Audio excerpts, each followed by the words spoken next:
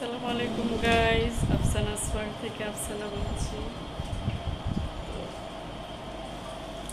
জান্নাত এখন স্কুল থেকে এসেছে, ওকে গোসল করে দিলাম, আমিও গোসল করে নামাজ পড়ে নিলাম।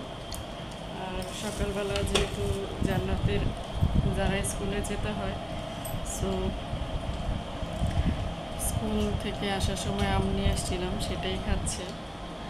আর অনেক টায়ার্ডও লাগছে, যেহেতু জান্নাতের হচ্ছে কালকে দাঁতে ব্যথা ছিল, তো বারবার রাত জেগেও বারবার লবণ পানি দিয়ে কুলি করাচ্ছিলাম আর ব্রাশ করে।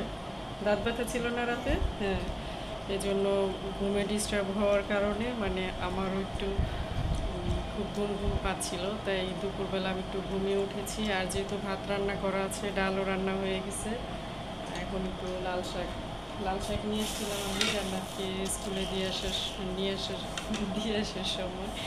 সো এটা এখন কুটে কেটে তারপর বসাবো।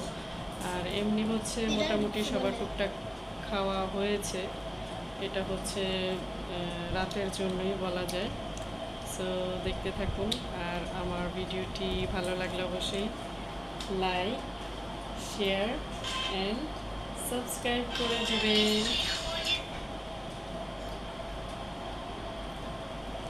সো আমি ইনশাল্লাহ চেষ্টা করব বাকি সব কিছু শেয়ার করার। সো আমার সাথেই থাকুন। আর এখানে দেখতে পাচ্ছেন কাঁঠাল, উপরে নাসিমা আপা আমাকে দিয়ে গেছে, যেহেতু আমি কাঁঠাল খুব পছন্দ করি। সো এটাও খাবো। তো আল্লাহ হাফিজ, পরে আবার দেখা হচ্ছে।